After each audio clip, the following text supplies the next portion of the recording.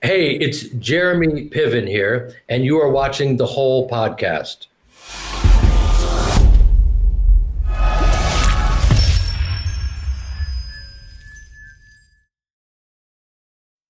Welcome to The Whole. I am Rob Sprans. And I'm Lori Levine.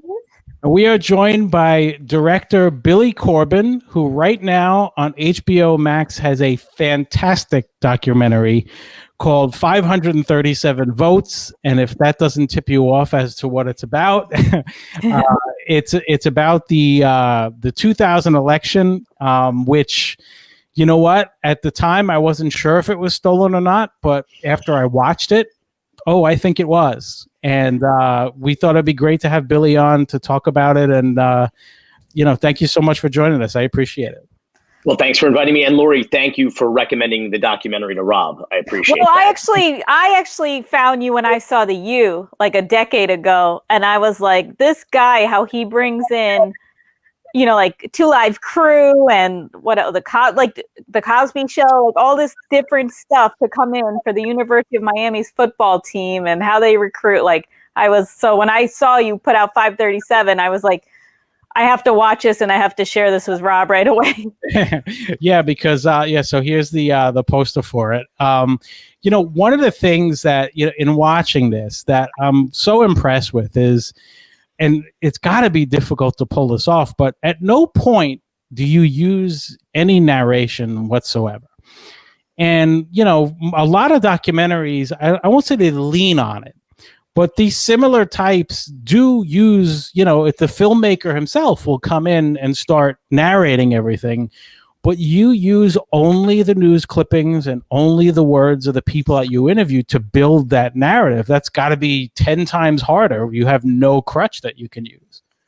Well, we never used a narrator in any of our docs. This is going back now. I mean, we started our career 20 years ago. So in all the nonfiction filmmaking we've done, we've never used a documentary. It's a very effective device. Obviously enables you as a filmmaker to get more of your voice in there, whether you are the narrator or you hire a narrator. You're able to write dialogue. So you're able to inject a lot of style, a lot of material and information that you want to ensure that the audience has. But I don't know, it's a choice that I made early on. And in fact, when we were naming our company, we called it, our company's called Rack and Tour.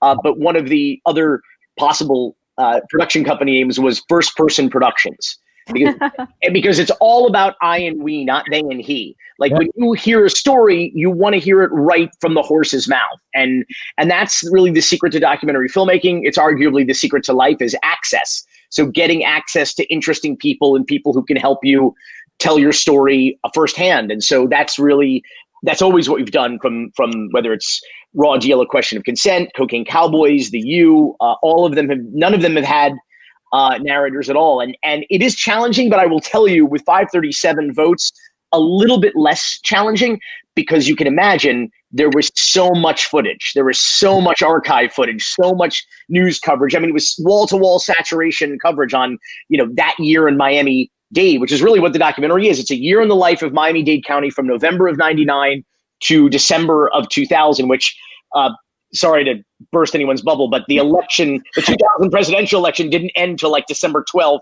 2000. Right. So if that gives you some idea of what we're in for now, but so that's really what it is. So those events that year, whether it was Elian Gonzalez controversy or ultimately the Florida recount, there was tons of footage. So we were very lucky with this one that it made it a little less challenging. But then the challenge becomes, there's so much footage. Yeah.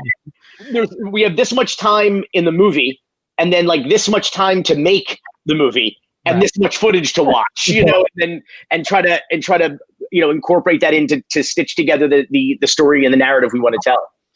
Yeah. So how do you? So I mean, because I liken it to a jigsaw puzzle. Like, it's almost like you have all of these pieces just thrown all over the place, and then you have to not only edit it in a way, but then your interviews then start to get. I mean, do you do the interviews first and then look for the footage? Do you? I mean, if you want to pull back the curtain of Oz, I understand, but it's just fascinating to me. There's a lot of chicken or the egg in this process, and first thing I'll say is it is what my producing partner David Sipkin often likens it exactly as you said, to a jigsaw puzzle, but you don't know how many pieces there are, and there's no box that shows you what the final picture is supposed to look like. So you're kind of putting it together in the dark a little bit. Now, we know what we have in mind going in. We have an outline or a structure. Mind you, that changes constantly as you get access to interesting people for interviews, as you get access to compelling footage that kind of takes you off maybe in a different direction or adds a new pod in that you hadn't previously anticipated. And so you now need to compensate for that by cutting out other stuff that at the beginning we thought was so important, but now as the project has evolved, seems a little bit less so, because all of this is real estate. You have an hour and 40 minutes, on HBO to tell this story, and you have to be, you're allocating limited resources. Not to mention that archive footage costs money. And interviews cost money, so that's all becomes part of the bean counting in the budget game as well. But really, we started on this project, for example, we started with access to Roger Stone, and so that's how this began. Meaning, it was entirely on spec. We actually, my producing partners and I, carried this project. We self-financed it before HBO bailed us out at the end. But that's how a lot of projects start. It's like we have access to interesting people. We are aware or intrigued by the story, and we say, let's go get it in the can and see where it kind of takes us from there. This was very much chicken or the egg, though, because my producing partners and I were talking about late last summer that all Americans had an affirmative responsibility to get more involved in this election cycle than perhaps we ever had before. We saw it as an election of great consequence. And so a lot of people, I mean, you interviewed, I watched your Rick Wilson interview, a lot of people made a lot of sacrifices and felt that this was of enough historic significance. I mean, the Lincoln Project upended their lives, and their careers basically to do what they did. And so we wanted to participate in some way, our core competency of being nonfiction filmmaking. We started talking about what we might do to time a release with the 2020 election. And we very quickly realized that it was the 20th anniversary of the 2000 Florida recount. We started talking about what we remembered about it, the significance of that event, and all of what we felt were a great deal of contemporary corollaries and parallels. And more importantly, we thought lessons to be gleaned from that story that we didn't think the Democrats in particular necessarily learned. The Republicans certainly have, but the Democrats didn't necessarily learn, because as I always say, the Democrats never miss an opportunity to miss an opportunity. I wrote that down because I saw you tweeted that quote today. I was just going to say that. Yep. So, so we started talking about it. And then our assistant at the time, she was born in 1990. So we said, hey, what do you remember about the 2000 presidential election? You were 10 years old. She kind of shrugged sheepishly and said, hanging chads? Was that a thing? And we're like, totally. But that was it. That was the beginning and end of her recollection or knowledge of the 2000 presidential election. So it got us to wonder how many Americans who would be theoretically eligible to vote, they'd be at least 18 years old in 2020, were born between, let's say, 1990 and 2002. So, you're too young to really remember what happened, or you weren't even born yet, but you're eligible to vote theoretically in 2020. So it turns out it's 54 million Americans. Wow. So 54 million Americans didn't know or shouldn't know that 20 years ago, the entire fate of the free world was determined by 537 votes in Florida. And as we argue in the documentary, really in Miami-Dade County. Yeah. And, so I know all of your documentaries are based around, or most of them are based around your experience in Miami as growing up in Miami. It just so happens that was the lightning rod because of Elian Gonzalez and everything there too. A lot of the things, though, that I learned from it that I didn't know, yes, everyone, I'll tell you what, and maybe Lori can correct me, but the perception that I had in New York was Florida's ballots are fucked up. They can't get their shit together. That's really just the perception, I thought. But now that I watched it, I realized that's exactly what they wanted us to think. They wanted us to just think that just Florida didn't have their shit together, when there was so much more to it than that. Yes, the ballots were a mess and confusing, and yes, they were all different types, and these old archaic machines, which frankly, Florida, they seem to have handled it very well this time around. Thank God. It's at least one state we don't have to fight over. But did you learn a lot of that as you dove in a little more, or did you? I had no clue that the Elian Gonzalez was so political. I just never even, as someone who I think I read everything. I know a lot about politics, and I did not realize how strong that was, and how that just shifted the whole Cuban vote. Yeah. Oh, it dominated our news cycle down here, as there was certainly a lot of national coverage about it, but in Miami, it was like nothing else was happening. It sucked all the air out of everything, and all the politics, every conversation, everything was about Elian Gonzalez that year, and there is the contemporary corollary for that, I would say, is the demagoguery, propaganda, and red baiting, and the misinformation campaigns, quite concerted and quite extensive, that we saw, particularly through the Spanish language media in South Florida, which you saw swung a great many of the Cuban American and Venezuelan American voters by, as Fernando Mondi says in the documentary, the Republicans learned early on that they could weaponize the Cuban issue by using the C word, communists. And so by falsely labeling your opposition communists or socialists, it's like seriously, it's like a boogeyman thing. It's like you could go to any ventanita in Little Havana, hold a flashlight up to your chin and go "comunista," and everybody would run. But no, of course, it's total bullshit, like absolute utter bullshit. But there is a traumatized population. There's also a radicalized population down here, and there's a lot of gullible and low information voters as well, and a lot of people who hail from dictatorships who are comfortable outside of sort of the rule of law or constitutional norms, people who were accustomed to seeing elections being stolen, and accustomed to receiving information from single state sources. The lies are almost comforting. And what we also saw, though, of course, is I always say the Miami of today is the America of tomorrow, but we also saw Cuban Americans, only 3% of the population. 71 million people voted for Donald Trump in 2020. So there's a lot of people, as it turns out, who gravitate towards a strong man, as long as he is a demagogue, as long as he perpetuates racist populism, and as it turns out, red baiting. The idea that Joe Biden, who has a 47-year career in public life, is suddenly a socialist in 2020 is just it's patently absurd, and you have to be a total buffoon to believe that.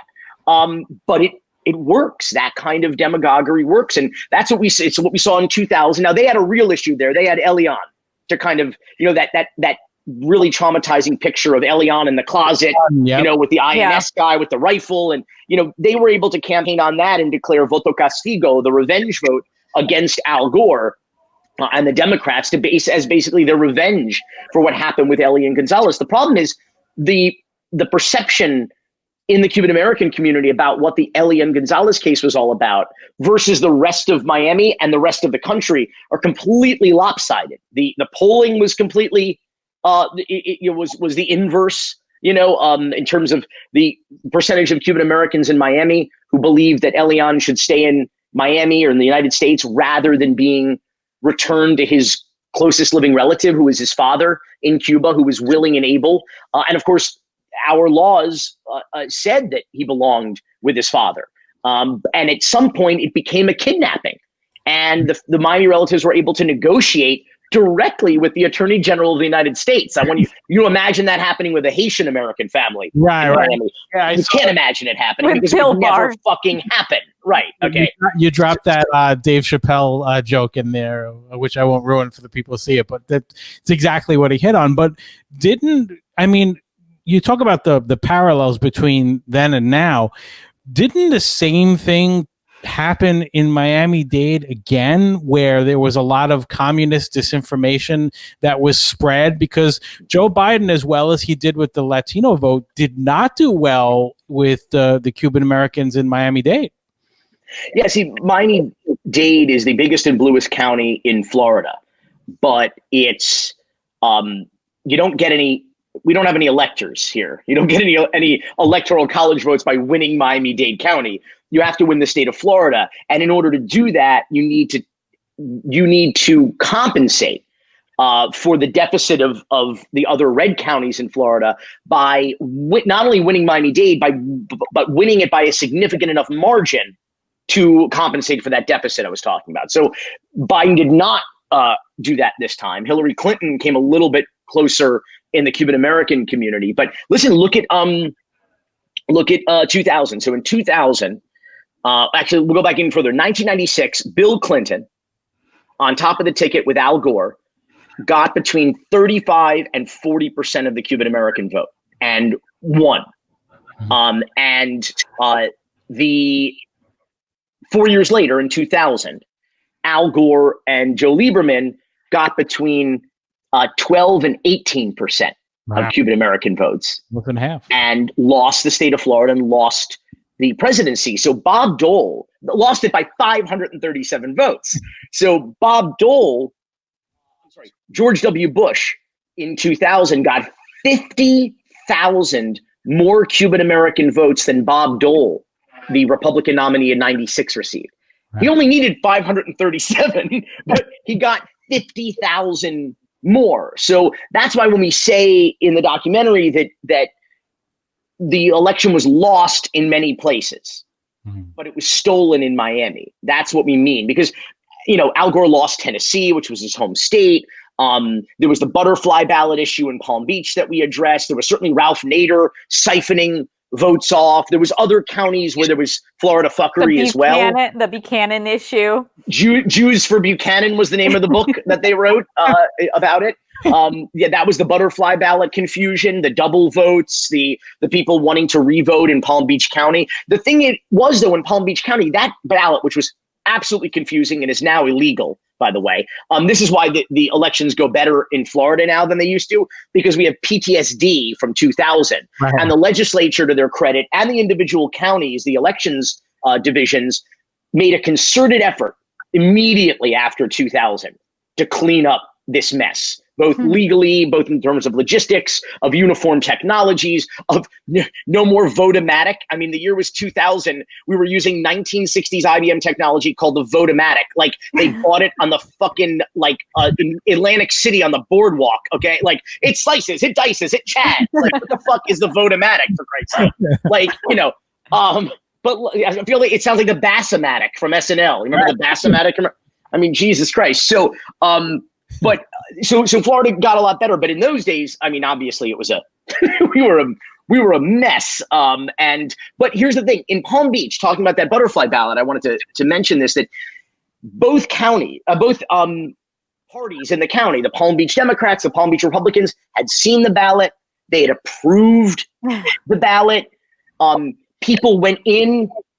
And you have to vote properly. You have to follow the holes. You have to. I know there's a lot of elderly voters, but they double punched. My point is that they had their chance and they blew it. Meaning their votes they were called overvotes. When you punch more than one hole for candidates in the same race, that's an overvote. It's disqualified.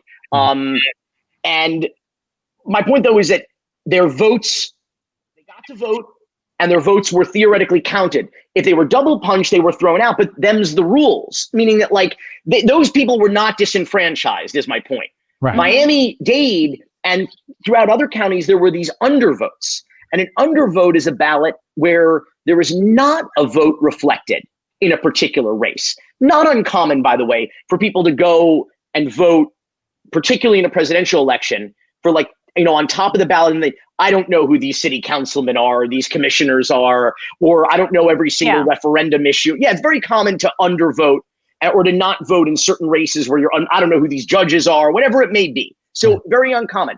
What's not common is the number of undervotes there were for president. in Dade County alone, there was 10,750 people who waited online for hours, okay?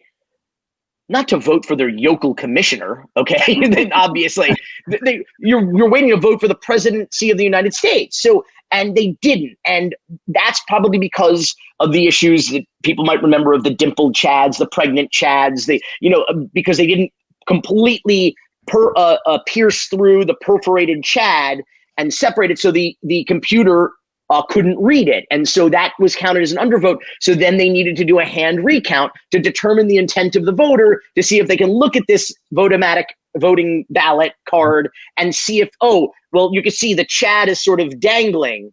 They clearly meant to vote for this person, but the chad just didn't. Yeah. And what I thought about that was, it's very similar to like a hole puncher that you get from Staples. Like, you keep punching the holes and eventually it fills up, and when it's too full, you can't punch anymore. So they weren't emptying them out. I mean, it was really archaic. I mean, we're talking about 2000, and when you talk about it, it's like we're debating something that happened in the 50s. I mean, this is 2000. But it was 1960s technology, and there were certainly some precincts, Rob, where they probably hadn't cleaned out that sort of center kind of a receptacle, possibly for years. Like, it could have just had this buildup of these chads where by the time you were punching through, there was no place for them to go. And it literally could have been years of buildup. And again, you said 50s, you're close. It's 1960s technology. Unbelievable. But then on top of that, you have the man who's running for president. His brother runs the state.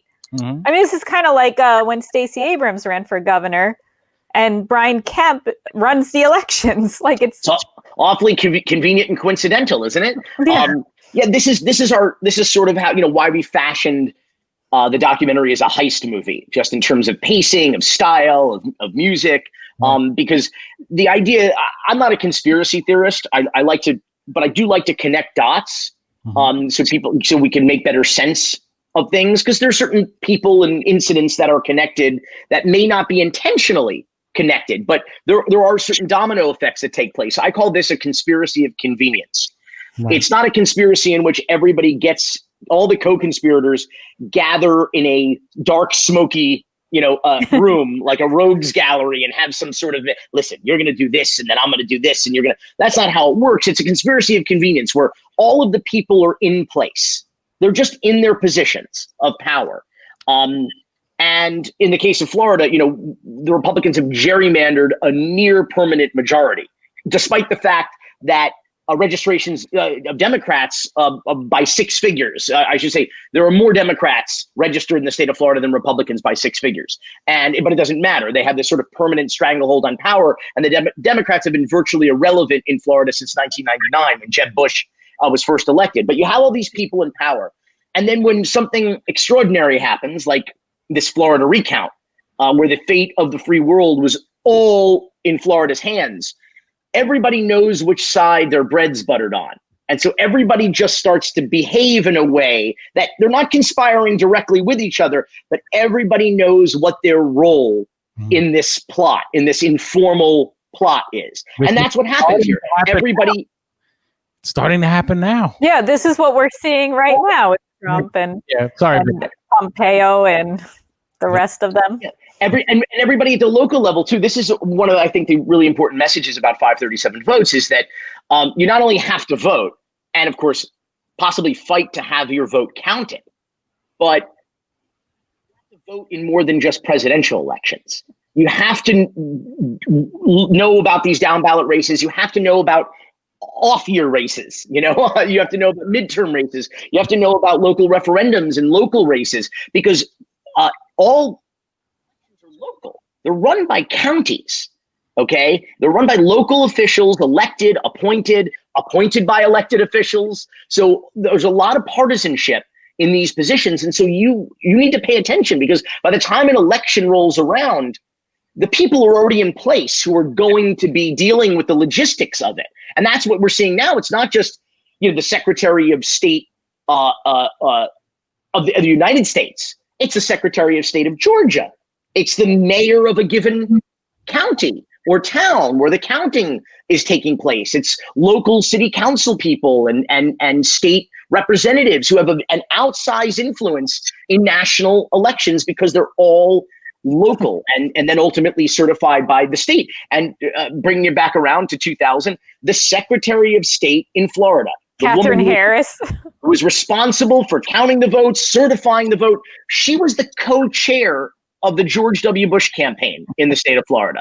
I mean, and she did not recuse herself, nor did she resign from the campaign. She was working to get George W. Bush appointed, not only on the campaign level, but from the state capitol, from her office as the Secretary of State. And when you go all the way to how this thing ultimately resolved after Miami-Dade dropped the first domino, and was the beginning of the end of the 2000 presidential election, George W. Bush and Jeb Bush's father, George H.W. Bush, had appointed two of the U.S. Supreme Court justices who ultimately heard the decision in Bush v. Gore. Now, they were on opposite sides, mind you, of the decision, but ultimately Clarence Thomas, appointed by George H.W. Bush, was on the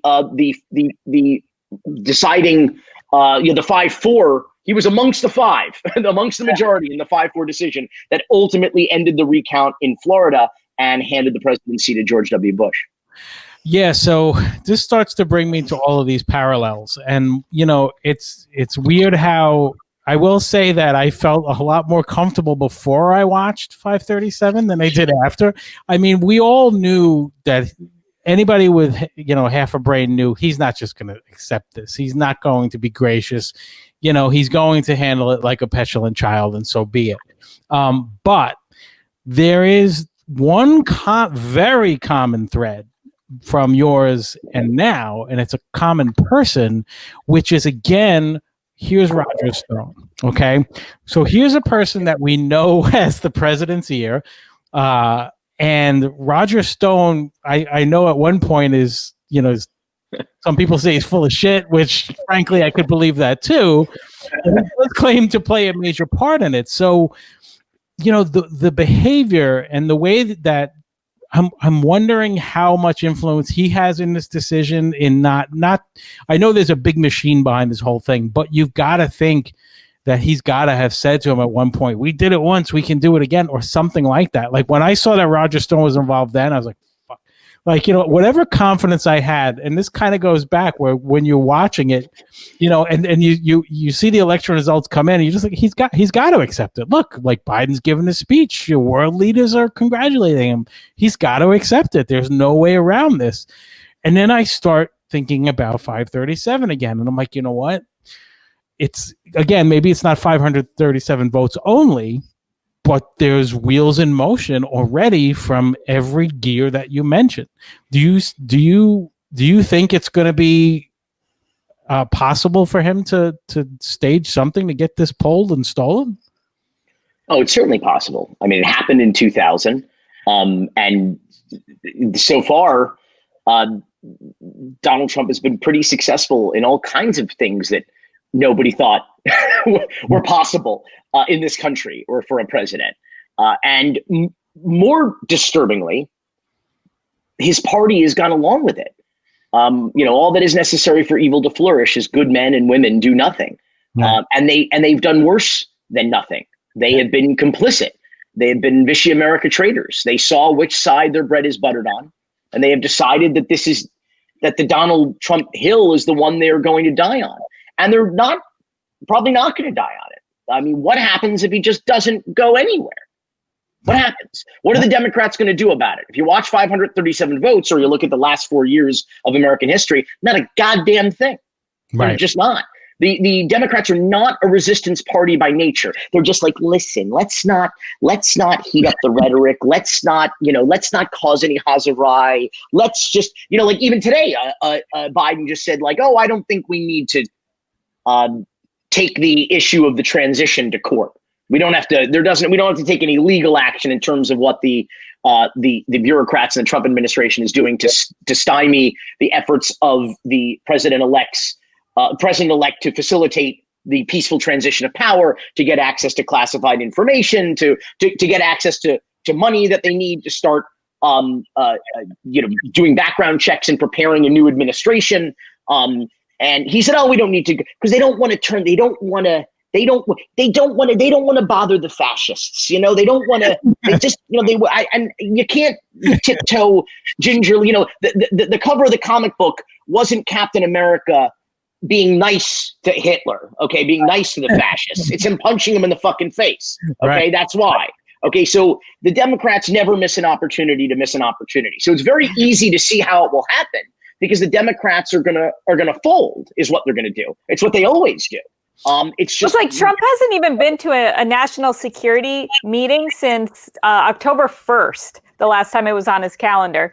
The Democrats don't put this out there. And also, like, we know from the 9/11 Commission that our security is at risk during the transition. That's during the 2000. That came up in the 9/11 Commission, that that month or whatever it was of time.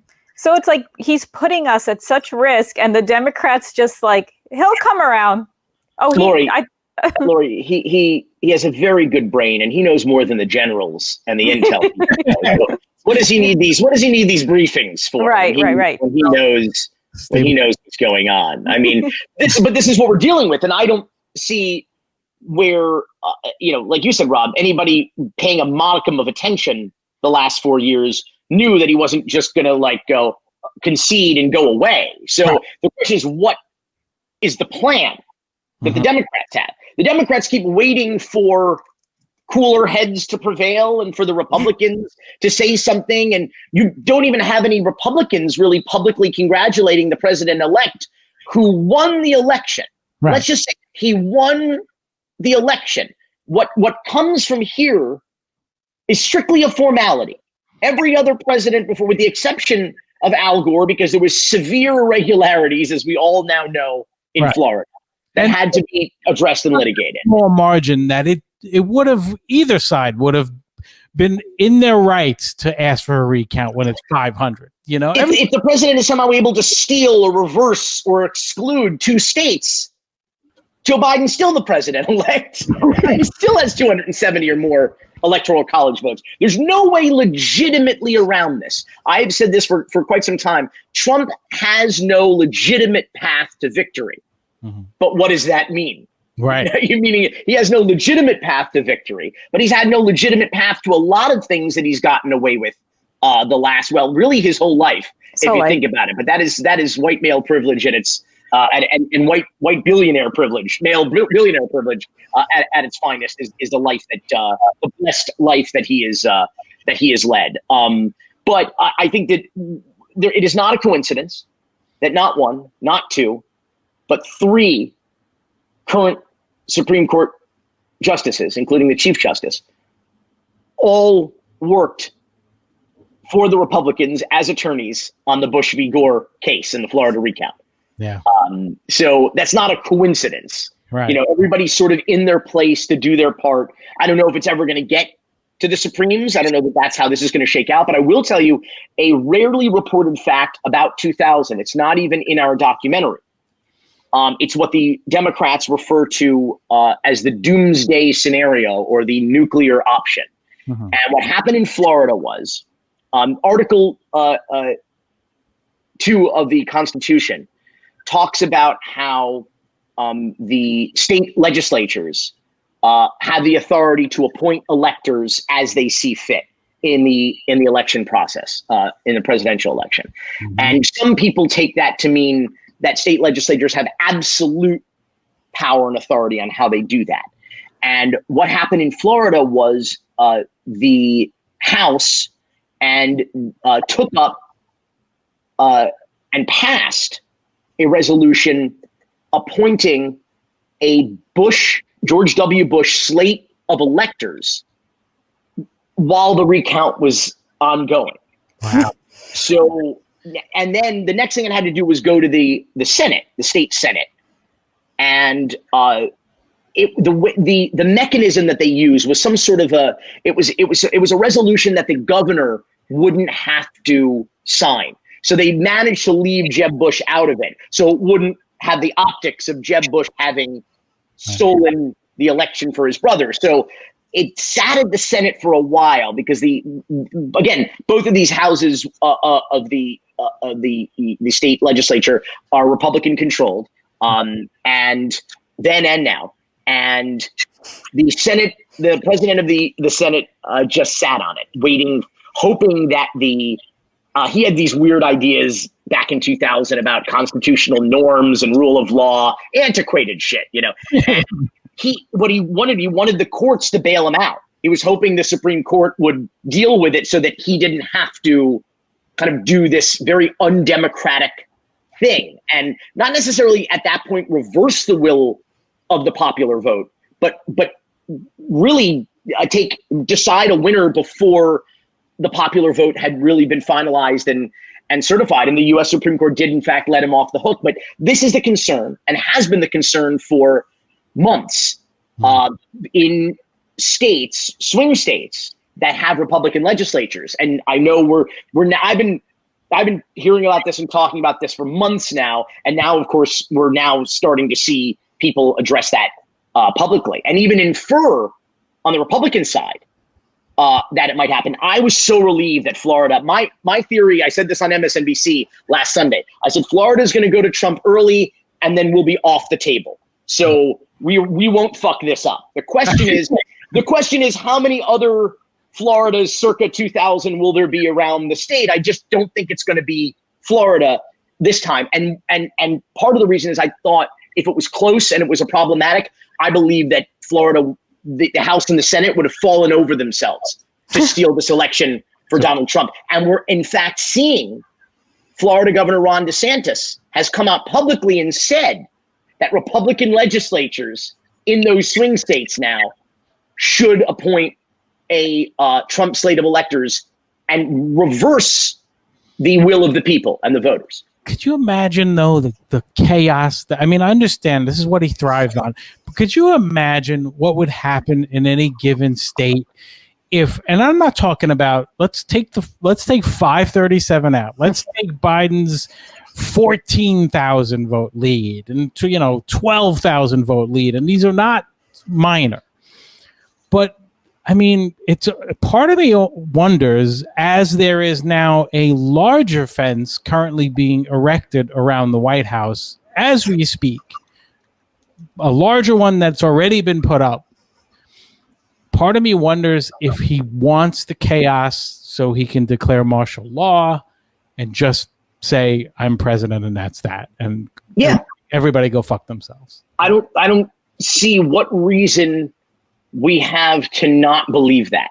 Meaning anybody who's going, don't worry about it, I think is deluding themselves, or they're in on it, as my friend Fernando Mondi just said, meaning that they just see the writing on the wall and are trying to figure out, maybe they just need to quietly take the Biden-Harris sign off the front yard and put up a Trump flag or something, because that's just the way this is going to go. And it may very well. And again, there's no reason not to think that that's what's going to happen, because that's the thing. You said, can you imagine what would happen? What would happen? Trump has the military. He's already solidifying the yes men in the Department of Defense, in the DOD as we speak, in the last 48 hours. He essentially has the police. You had police unions endorsing him.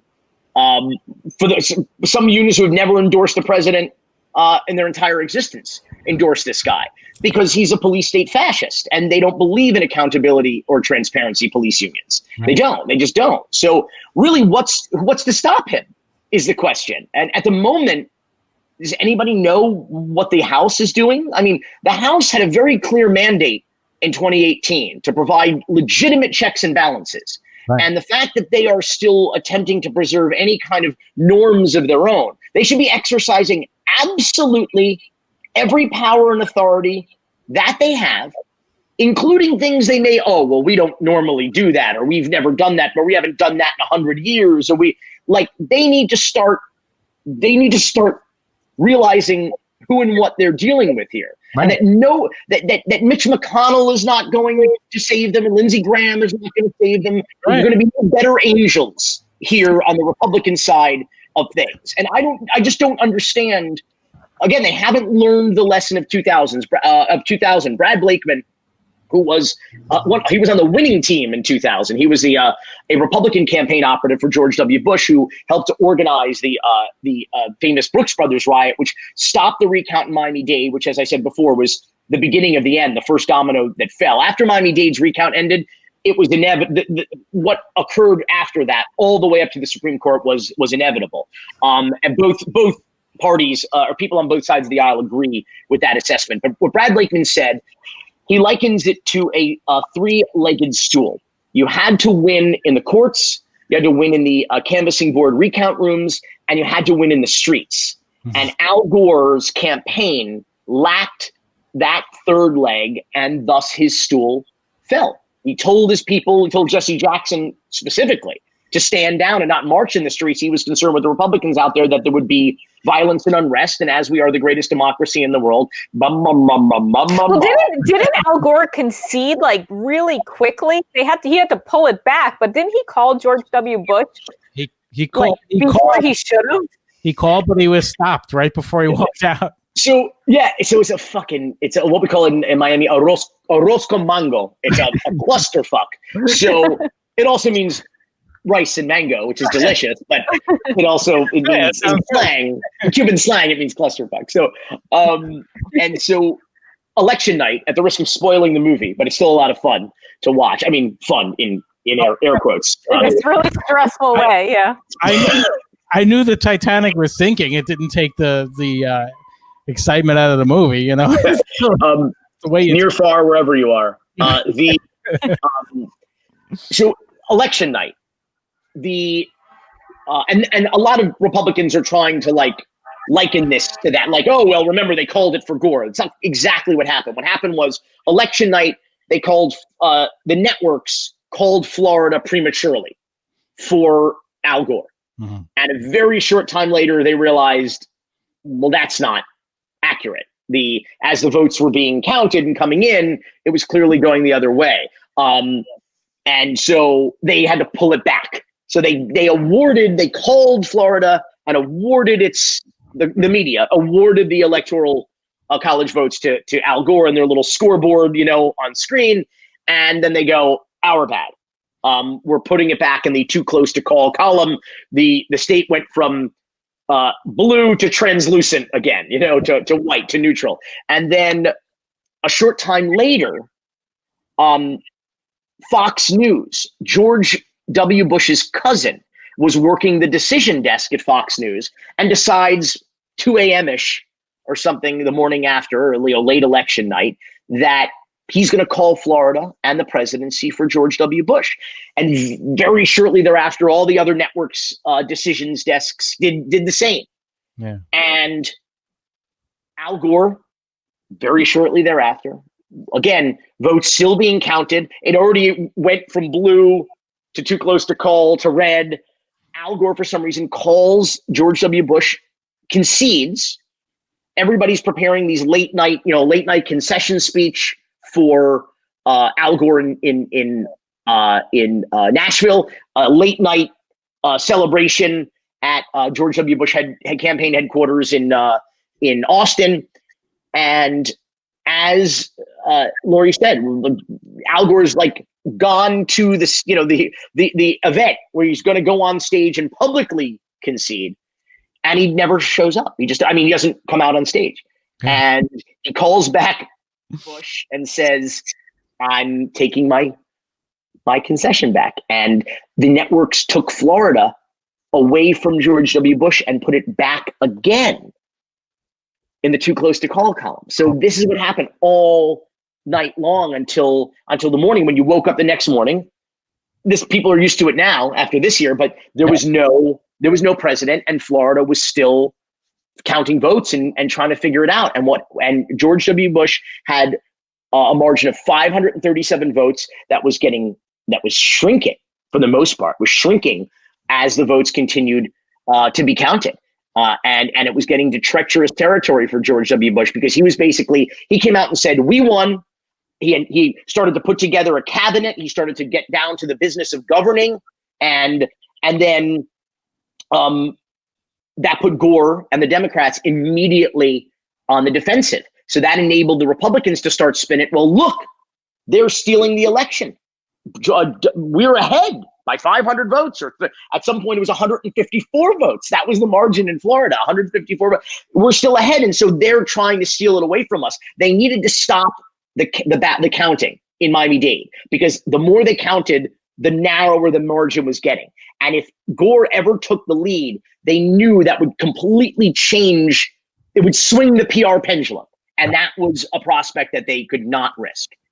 And now it's the complete opposite has happened in the regard of Biden goes out and they're going forward with everything. And you know, that's a smart move. In that case, it's smart. But I do agree with you that, you know, I saw you tweeted earlier, like, what is Pelosi doing? What are they doing? What, you know, I understand you wait maybe a day or two, but, you know, you said you watched, you know, our interview with Rick Wilson, and even he said he's got lawyers on the ready that can help, that they can throw towards this if this were to happen.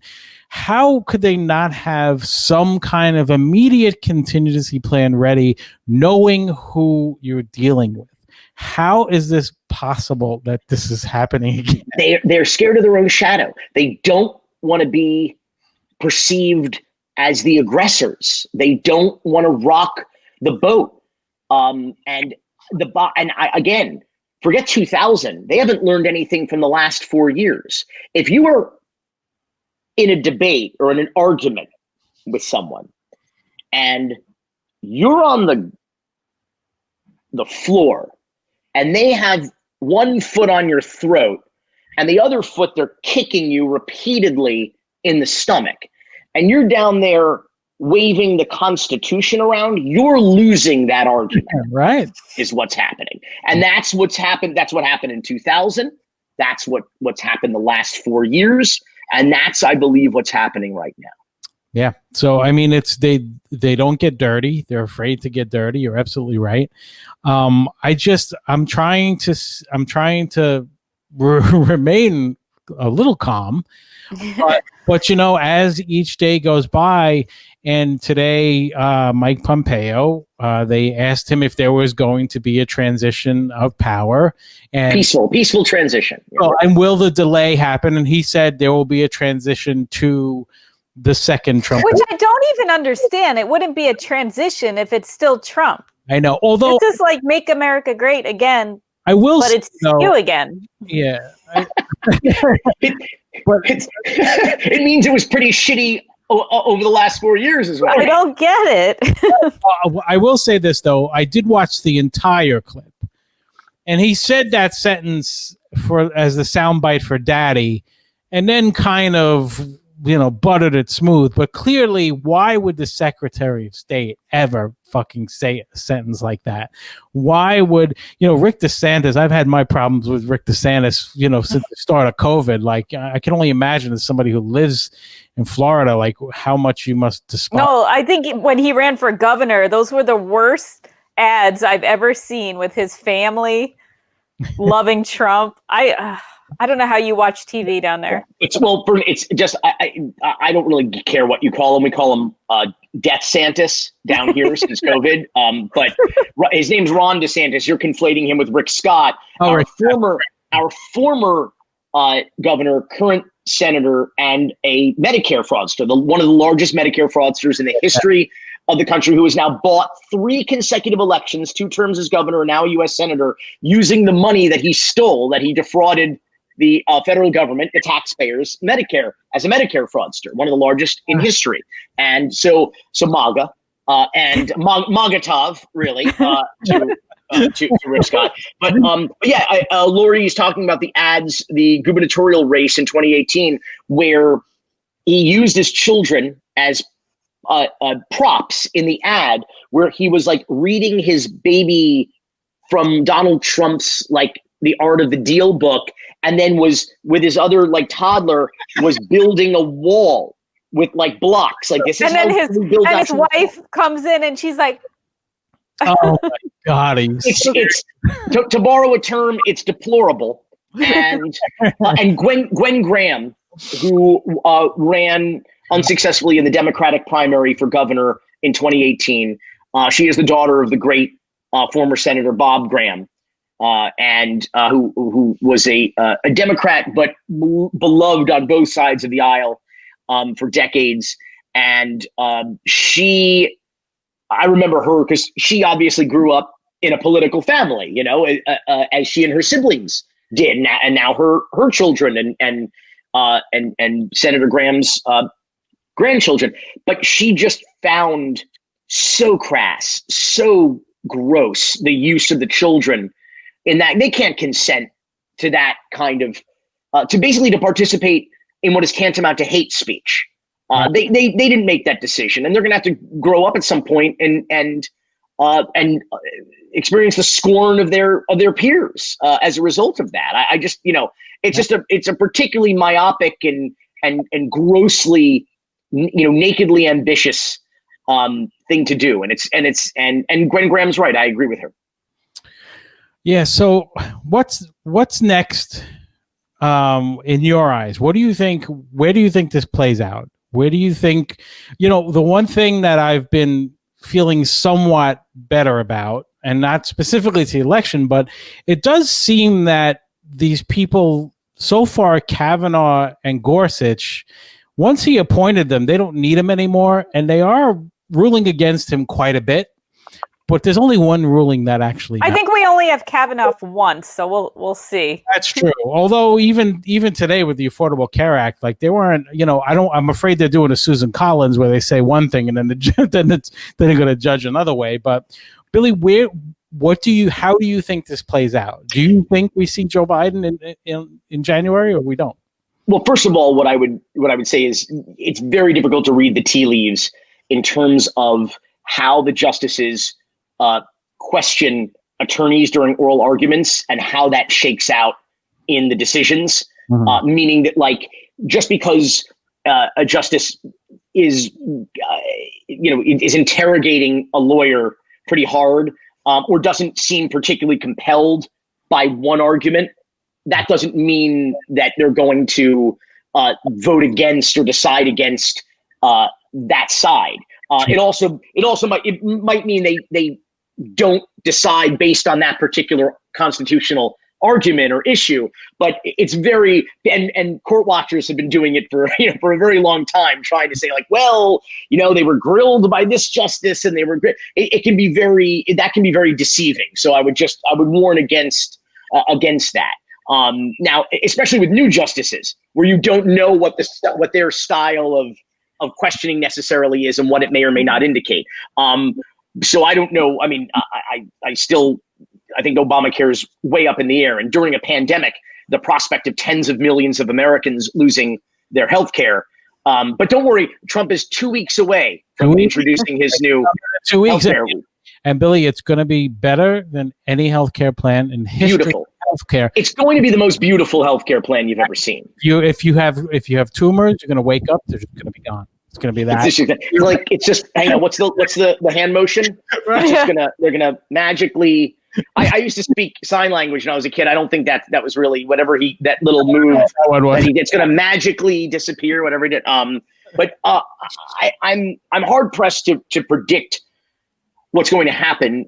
First and foremost, I'm known amongst my friends as being a bit of a pessimist. I would call myself a realist. Not to mention, Rob, we were, just talking earlier that, like, there's no reason to expect anything but the worst from Trump and this Republican Party as it currently exists. There's just no reason for it. I mean, just based on all of their deplorable behavior over the last term, 4 years. So we can hope for the best, but expect the worst. I think what upsets me or concerns me is less what they're going to do, because we know what they're going to do. They're going to do the worst possible thing for this country, and only act out of self-interest and self-preservation. In the case of Donald Trump, the stakes are extremely high. He and his children very well could be facing significant criminal prosecution, yes, not just federally, but in the state of New York. And there's no stopping that. There's no deal that the incoming federal administration can make to stop the state of New York, the attorney general or the district attorney from doing what they should have done a long time ago and putting a stop to that crime family. Right. Which we have the authorities in New York locally and the state level to blame Letitia for allowing James, yes, for allowing votes. them to run rampant. So, but now they have a mandate in New York, I believe, to do something about this. And I think that's concerning, meaning they really had, the stakes are very high to stay in power, and to do everything they can to do that. And so, again, I'm less concerned, not that I'm less concerned about that, because we know what they're going to do. Where are the Democrats? What are the Democrats going to do? What are the Democrats willing to do? And that, I think, is the real mystery here. Again, well, there was a story that I don't know how true it is, but I think the New York Times said that Trump's team said he would concede, but he has some requests. And I was like, "Fuck you! Don't give in." And I feel like the Democrats will be like, "Oh, whatever. If that's what you want." Not a lot of leverage this guy has, but I think Lori's right. That's not going to stop the Democrats from giving him whatever he wants. Listen, Joe Biden, to me, is the lemon sorbet course of American history. We've been eating shit for the last 4 years, and we just need to cleanse our palate before we can move on and transition. I will tell you, though, that I don't have particularly high hopes for a Biden administration necessarily, particularly with a Republican-controlled Senate. But what I would say is that I wouldn't put it past him to pull a Gerald Ford and pardon this guy, for example, which, by the way, would guarantee the Democrats lose in 4 years. I think that the Democrats have a mandate from the people of the United States to do something about this and to ensure it doesn't happen again. And I don't want the original sin of the Obama administration is their failure to prosecute any bankers for the crime of cratering the world economy. Okay. They did nothing about that. And I'm concerned that they're not going to understand that what needs to be done here is that we need to find out if any crimes were committed by this president, his family, anyone in the administration. Did Jeff Sessions commit crimes by instituting the family separation and putting children in kiddie concentration camps and the humanitarian crisis that we have right now, crimes against humanity? We have it was originally reported as 545 children that they couldn't find the parents of, and now it's the more appropriate number of 666. It's 666 children who they cannot reunite with their parents. I mean, it makes me sick to my stomach every time I think about it. And I believe that there was crimes committed here, and I believe that a Biden administration will have a mandate to do something about it, but will they? Right. And again, I think what I'm saying speaks to what they are and aren't doing in this moment to get an idea of what they'll have the stomach to do in an administration. So I don't know. I can only come back to the Democrats never miss an opportunity to miss an opportunity. Yeah, well, I hope that that's not the case now. And I really do I feel more depressed after speaking to you, Billy. I'm sorry. Listen, I for the last 4 years, all I ever want to do is be proven wrong. Okay? Yeah. I want you to know that. I've made bets. I've won a lot of money. I always seem to vote against my own self-interest or bet against my own self-interest, because when you're betting for money, you're looking at what the actual outcome is going to be, not what you hope or wish or pray it will be. But I wish I could be, my area of study in undergraduate was political science. That was one of my majors. It was sort of my first passion. So, all of our documentaries are inherently political, I think, because I think everything is inherently political. So I think that I look at this from a lot of different ways. I look at it historically in a lot of different ways. And I just don't, I think Lindsey Graham said it himself. If we elect Donald Trump, we will destroy this party and we'll deserve it. Yeah. And I think what he didn't realize what was that it would be more than the party that they would destroy, and that they would be willing to do it, and that Lindsey Graham himself would be complicit in it. A friend of Joe Biden, by the way. Well, not anymore, I'm sure, but at some point. But, I want to just kind of loop back to your films, because I do want everyone who who's watching or listening to check out not only 537 votes, but Cocaine Cowboys, Screwball about steroid use in baseball, which is all children. I don't even know how you came up with that idea. I know. I came up with that idea. My friend Jack and I, Jack Daniels, he and I came up with brainstormed that one night. It's such a great idea because it's like baseball's supposed to be about innocence and, kids, you grow up wanting to be that. But also Dogfight, which is probably the roughest of them to watch. And I can't believe that you were able to film that and not be afraid that someone was going to turn on you at any point on some of those, man. That's some raw stuff to be involved in there. Listen, I think that, I think there's some misconceptions about a lot of communities, and Perrine is certainly, West Perrine certainly has its issues, but there's a lot of good people who are just trying to make ends meet, and especially in Miami-Dade County. I mean, it's basically a third world economy down here. I mean, the income gap, between the haves and the have-nots here is one of the widest and getting wider than almost any major metropolitan area in the country. I mean, it's upwards of 60% or more of the people who live in this county cannot afford to live in this county, cannot afford to make ends meet, just cover the basic shit because of cost of living and transportation and education, and it's just impossible. So, people resort to some pretty crazy shit. In the case of Dogfight, it's backyard bare knuckle brawls. I mean, these illegal, unsanctioned fight events with no doctors and, no... For like $30. Yeah. In some cases, not a lot of money. And there's some side bets that make it a bit more lucrative, but it doesn't make it any safer, obviously.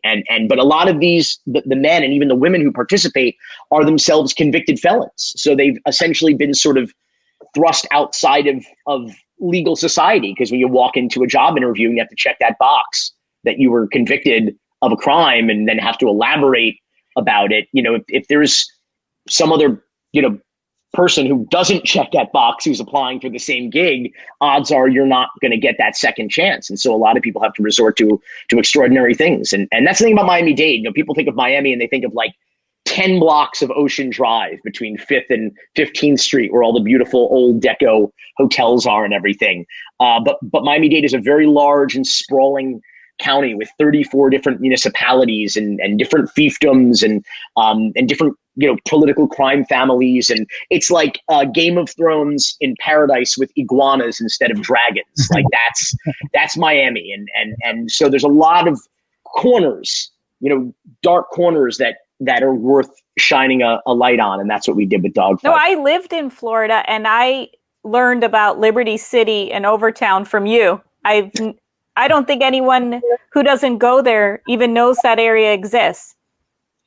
Yeah, and Overtown in particular was one of the most culturally vibrant communities anywhere in the country. It was the most exciting African-American community anywhere, because in Miami Beach, where they had all these glamorous hotels like the Fontainebleau, and they had all the greatest entertainment. First of all, they had Muhammad Ali fighting over at the Miami Beach Convention Center. You had, Jackie Gleason doing his show, Arthur Godfrey doing his show. So every act, Nat King Cole and Sammy Davis Jr. and all of the Cab Calloway, just the greatest entertainers in history, mostly African-American, were coming through Miami Beach, but they were not allowed to stay in Miami Beach overnight. People don't realize that we were the Jim Crow South, even in Miami and Miami Beach. Wow. And unless you were basically on your way home and you were tagged, you had to go to the police department in Miami Beach and you had to get a little tag and registration saying like, oh, I'm so-and-so's housekeeper, I'm an entertainer. All the entertainers in town would have to go to Overtown.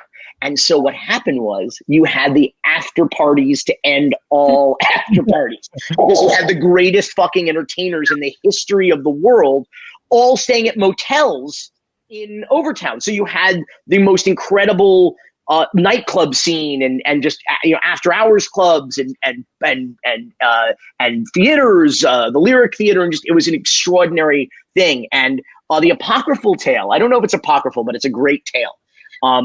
Is that, of course, there's always a white savior, in all of these tales, but that Frank Sinatra was performing with the Rat Pack and he was performing with Sammy Davis Jr. And I think at the Fontainebleau or the Eden Rock, one of these old school hotels. And he basically said, if Sammy can't stay, there's no show. Mm-hmm. And that's how it started to turn. I don't know if that's true, but it's a fun story. It's fun to hear. But yeah, I really do encourage everyone to check out all of your films. Billy, we're very lucky to have you to make these documentaries and tell these stories, because you're very thorough and you tell them in a fun way, even when it's might not be a fun topic. You do cover it, and I really look forward to your next one, 4 Seasons Total Landscaping, which comes out in 2 which is going to be phenomenal. I can't wait. I'm still trying to find the Florida connection. There's always a Florida connection, but there's a New Jersey connection to that. Obviously, a New York connection. Well, you have Giuliani from your documentary Limelight. Yeah, and he pops up in Cocaine Cowboys actually too, because he was, of course, U.S. attorney. But and of course, the President-elect Joe Biden has, I think, the seminal line. Rudy Giuliani. You remember from the debate years ago when he said, every sentence out of Rudy Giuliani's mouth is a noun, a verb, and 9/11. I don't remember that. I know. Great line. We're all New Yorkers, and I couldn't agree with you more. The way he milks it, if you watch him now, I'm like, who is this man? Like, it's nothing like what he is or what he was. I mean, he's like a shell. He's like a shell of a man. Remember, he used to say Hillary Clinton was never down at 9/11. Then they show a picture of him with her at 9/11 at Ground Zero, and he's like, "Oh, she was there." Which reminds me, can I get my microphone out of my pants now? Is there a 15-year-old there? Me Toobin. Hashtag Me Toobin. Well. Billy, let me just wrap it up. Hold on 1 second. Don't go anywhere. I'm just going to wrap this up. But once again, go to Twitter and check out Billy Corben. He's very, very active, and he definitely speaks his mind. It's a great feed. But just check out all of his films. They're fantastic. And I want to thank all of our new listeners and all of our new subscribers, because they're coming in droves these days, and it's really great to see. And we just couldn't have found a better time to have Billy to talk about what's going on right now. So thank you, everyone, for listening to The Hole. I am Rob Sprance. And I'm Lori. You can't even spell Florida without Lori. Billy, thank you so much. Thank you. Thanks, Rob. Thanks, Lori. All right, later.